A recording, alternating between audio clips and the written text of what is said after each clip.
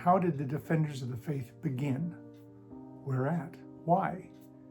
And what have they come to today? So I'm going to start with the forgotten section of the Doctrine and Covenants from Liberty Jail. We know D&C 121 and 122. We can quote some of those pieces that are very important to us in terms of doctrine. But 123 came from the Liberty Jail. It's very interesting. This is the beginning, in my mind, of legitimate request of the church for the defenders of the faith.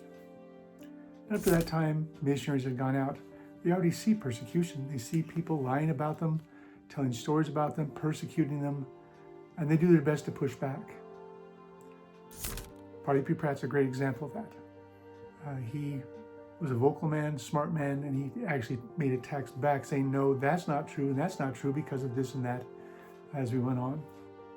Some of the witnesses, the 3 witnesses and the 8 witnesses, did some of that.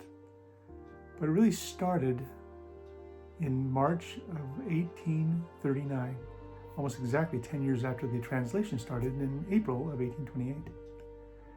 Joseph's in Liberty Jail. He'd been there 6 months. He's tired. He's discouraged.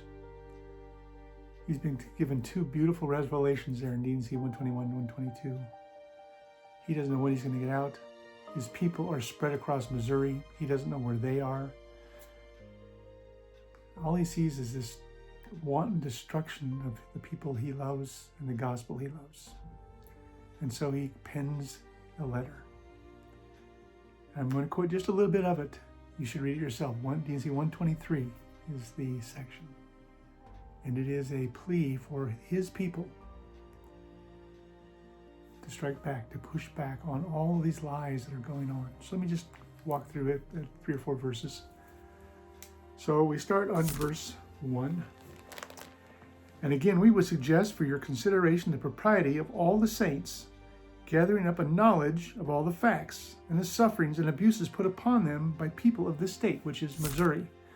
Now, if you remember, prior to the folks being pushed out of Far West, people were murdered, shot and murdered, raped. Their entire city was the Far West, 5,000 people living there. You go. We're not paying you anything for it. We'll take the land. We'll take the stuff. You're out of here, or we will kill you. Unbelievable persecution compared to what we have today. Joseph's recounting that. Would you good folks, would you saints gather up stories that validate this and tell us what happened so we can remember it and do something about it with the government? Verse 2. And also all the property amounts and the amount of damage that they have sustained, both in character and personal injuries. Verse 3. And also the names of persons that have had a hand in their oppression, as far as they get a hold of them and find them out. So Joseph's not just saying, doggone it, we should do something. He's specific. And he said, to all you saints, would you do this for us? Then one last verse I'll read. This is way back towards the end of, it's only 2 pages, not long. But he says, this is verse 13, therefore we shall waste and wear out our lives in bringing to light all of the hidden things of darkness, wherein we know them, and they are truly manifest from heaven. And these should be attended to with great earnestness. Can you feel that pain? He can do nothing at that point in time. He's jailed in the dungeon of the Liberty Jail. So, life moves forward. Sadly, Joseph's killed just 6 short years after that. He was released just a month after he actually gave this letter. And in fact, all 3 of the sections, 121, 122, 123, all were given in March of 1839. So he's released, he's escaped, he's gone. He goes straight for Illinois, where he's heard his people are kind of gathering. And they're in a mess over there. They have nothing. They've been pushed out of their homes, but they couldn't take anything with them. It's the winter time. Now it's spring. It's flooding over in Nauvoo, which doesn't even exist yet. There are mosquitoes, vermin, bugs. They have disease. They're dying from the disease. It's horrible, horrible what they went through. But here's Joseph, a clarion call. What I want you to do is step forward, find these people, put down these events. We want to seek redress. We want to acknowledge before heaven that these things happen to us. And so from that point on, defenders began coming. I'm going to list 3 of them that really were significant among all others, and there were lots.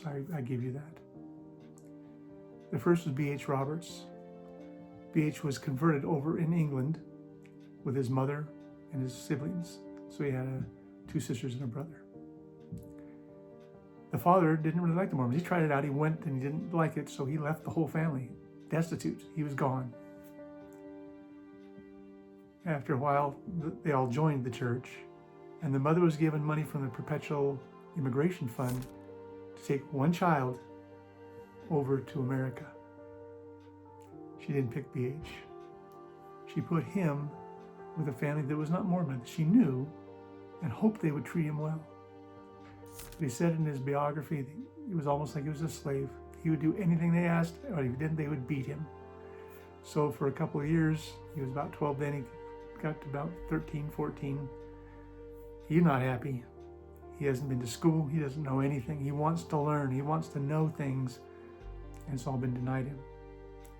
He's selected as a child in the Perpetual Immigration Fund to have enough money to get him to across the ocean, up Mississippi to Nebraska, where the launching is to go to Salt Lake City. Finally, he goes. He has nothing with him. He has no money. He has a hat, a coat, a shirt, pants, a belt, socks, and boots. That's it. He starts walking, and the other Mormons know he's alone. He's 14, but they still know that. They help him. They're out, again, if you go across the plains, they're not easy. It is desert. There are winds. It does get cold at night. Lots of things are going on for this little boy. Along the way, he loses his boots. He wears his socks out. Loses the coat that he had, the hat that he had, the shirt that he had. When he walked into Salt Lake City, he had pants with no belt. That was it. He went to see his mother. She's up in Bountiful. Mom, I made it. Oh, honey, I'm so glad you're here. I can't afford you living with me. I have no money. What are you going to do? He goes and works in the mines. I don't know if it's Park City or Bingham. He develops the attitude of the miners. He cusses, he chews. He's got anger, things going on. His bishop up in Bountiful calls him in and says, BH, I'm going to have to kick you out of the church. Why? Well, you're doing all these things that are contrary to the teachings of the church.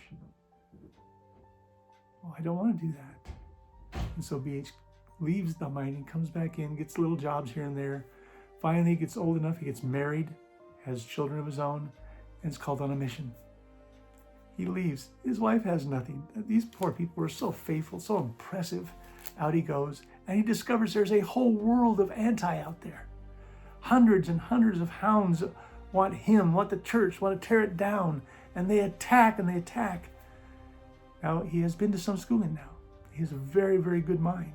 He's learning the scriptures, learning about the church, and he becomes one of the greatest defenders of the faith. In fact, the defender of the faith is named after him.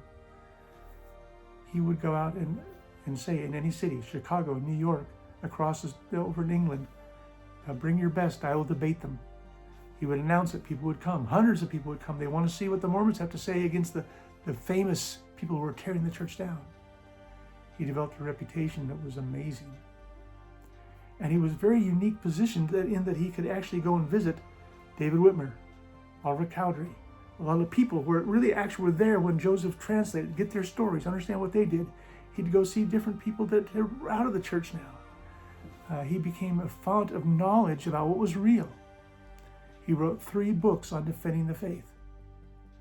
And finally, in 1829, he was asked to put together the comprehensive history of the church for the 100-year anniversary in 1930, which is 5 volumes.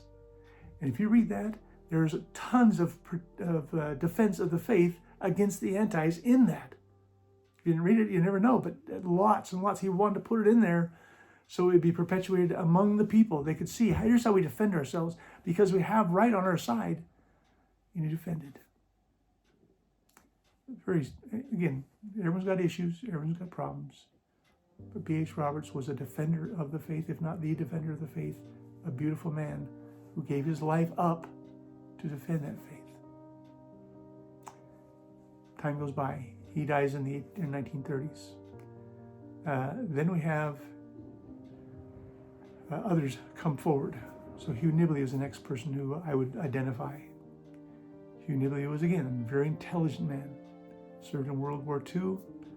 Had stories about that, but his real love was education, knowledge, the scriptures, ancient history, ancient things that happened. He became very knowledgeable in so many ways. He saw in the 40s and 50s the need to step up and say, you know what?